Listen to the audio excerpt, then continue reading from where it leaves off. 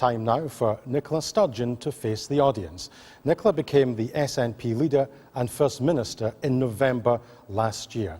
Before taking her first question, she has 1 minute to address her audience. At this election, we have the chance to shake up the out-of-touch Westminster system so that it better serves Scotland. The SNP will stand up for Scotland's best interests. We always do. The SNP will make Scotland's voice heard more loudly at Westminster than it has ever been heard before. We will also help to deliver progressive change. We want a real alternative to the pain of austerity, an end to the bedroom tax, a higher minimum wage and protection for our NHS and other valued public services. We want investment in our economy to create more and better paid jobs. And we want the precious resources of our country to be invested in the future of our children, not in a new generation of nuclear weapons. The SNP will never vote to put the Tories in power. You know that. But we will work with others across the UK to deliver progressive change. A vote for the SNP is a vote to make Scotland's voice heard, but it is also a vote for new, better, more progressive politics at Westminster for all of us. Nicola Sturgeon, thank you very much indeed.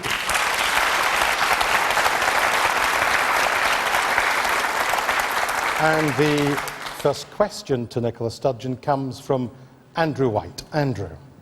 Nicola, with the UK's accumulated debt now in excess of £1,500 billion, who in their right mind would seriously consider increasing the country's annual deficit to finance increased spending rather than continuing to eliminate the deficit and start repayment of the accumulated debt? What is progressive about doing nothing to address the deficit or the accumulated debt and being happy to pass down our legacy to our children, our grandchildren, and the generations to come? Andrew, thank you very much. Thank you very much for your question. I'm mindful that you chided me, probably with some justification, for talking too much earlier on, so I'll bear that in mind as I answer your question. I don't believe we should do nothing about reducing the deficit and the debt. I believe, on the contrary, it's very important to get the deficit and the debt down. But if the way in which you're doing that and the pace at which that is being done is driving more and more children into poverty, when it's undermining our public services and when it's holding back economic growth. Remember, George Osborne has missed all of his fiscal targets over the past 5 years.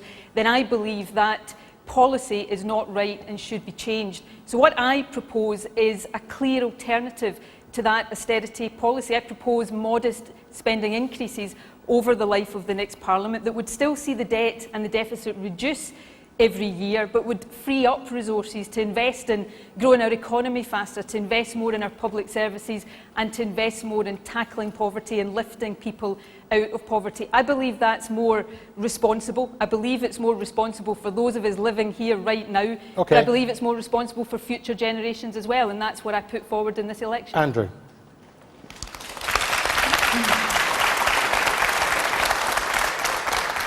The question that I asked was particular to financing increased spending, because we all know that the SNP is a high-spending party.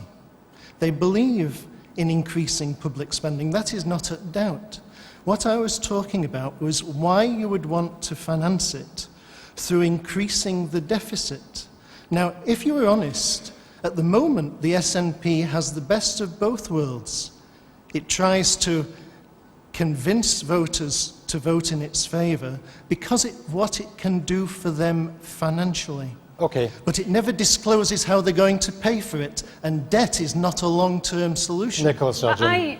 In some ways I agree with you, Andrew, and what I'm proposing is not to see the deficit rise. What I'm proposing would have the deficit reduce in every year of the next Parliament, but I'll be absolutely honest with you, under my plans it would take a few years longer to completely eliminate the deficit. Now, we hear about the burden of debt for future generations, but right now, if the austerity policies of the Tories, backed by Labour, continue, then there is an estimate that says 1 million additional children across the UK will be living in poverty by the end of this decade. I don't believe that is fair or right for the next generation. Okay. So what I'm proposing is responsible and modest, and I think it's right as well. Other comments on this whole issue? Yes, sir, right at the back. Yeah. On you go. Yeah, Nicola, I would like to know why I should vote SNP. I joined the Royal Air Force in 1978, left Scotland, travelled all over the world, finished off my career in England, and at the first job opportunity came back to Scotland. Unfortunately for me, my son started university before I came back to Scotland. So when we've come back to Scotland, and I found that I'm not Scottish enough for my son to benefit from free higher education. Now, I've tried to pursue this through various avenues, but the bottom line is nobody's interested in forces veterans, whether it be education for the children, and there's a host Nicola of other Sturgeon. issues for veterans. I don't know all of your circumstances, sir. I'd be very happy if you catch me or get your details to me after this programme to look into the specific case of your son.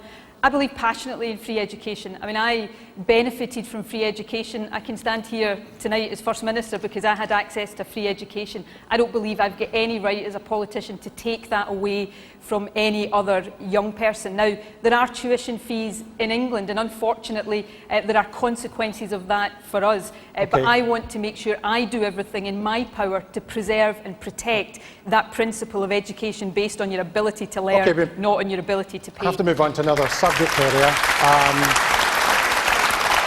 Ben Newborn. Ben has a question. Yes, Ben. Will the SNP continue to campaign and push for full independence despite a majority of the country voting against it in the referendum? Well, I'm not going to insult your intelligence and say that I don't still believe in independence. I do. But I respect the result of the referendum last year. It was a hard-fought, passionate campaign. I gave it my everything to persuade people to vote yes. The country didn't vote yes, and I respect that. This Westminster election is not a rerun of the referendum campaign. If you vote SNP in this election, it doesn't mean Scotland has another referendum or becomes independent as a result of that. But what it does mean is that as long after the 7th of May? Not after the Westminster general election. That's not what this election is about. Not after 2016? Well, that's another matter. We'll write that manifesto when we get there. But no, I will fight one election at a time. I'm putting forward in a couple of weeks a manifesto for this election, and I'll decide the content of our next manifesto when we get there, and people can decide whether or not they want to vote for that. So when yourself and Mr Salmon said during the referendum campaign that if there was a no vote, it was off the agenda for a generation, I think was the quote. It wasn't really, was it? But that's up to the people of Scotland. One of the things I think we all learned... That's not what you said during the referendum. One of the things we all learned... One of the things we all learned in the referendum is that politicians don't dictate these things. It's up to the people. I can't impose a referendum on people, and I can't impose independence on people. What I do know, though, as long as Scotland remains part of the Westminster system, we should have allowed voice in that system so that it better serves the interests of Scotland, and that's what voting SNP gets you at this election. The people of Scotland spoke. We answered the referendum, we gave our decision, and it was a no. Absolutely, I respect You said that. it wouldn't happen again for a generation. Will you guarantee that? Look, I respect the result, and if the people of Scotland don't vote for a party with a commitment to a manifesto in a referendum, there won't be another referendum. That's the point I'm making. The people are in charge, not politicians. The future of this country will be determined and driven by the people of this country. Yeah. Good evening. Hi. My concern is about Trident, and although it is universally agreed almost that morally nuclear weapons are abhorrent, given the increased nuclear threat in the Middle East, in North Korea especially, in other areas in the Middle East, is the case for Trident not stronger than ever? And I would like to ask... We've got that point, just before it's lost. Yeah, Nicola Sturgeon, briefly. You know, there are something like 190 countries in the world, out of the approximately 200 countries in the world, that don't have nuclear weapons. You know, are we really arguing that they're less safe than the countries who do? have nuclear weapons. Nuclear weapons can never be used because of the devastation that they would do to civilization. I heard and listened carefully to Jim's comments earlier on about multilateral disarmament. My argument is, how can you possibly say that multilateral disarmament is consistent with spending £100 billion renewing Trident nuclear weapons? Those two things are inconsistent. I think on this, we need to lead by example. Okay. If we want other countries to give up their nuclear weapons, we should lead by example rather than hypocritically renewing our own while expecting others to give them up. Thank you very much indeed, Nicola Sturgeon.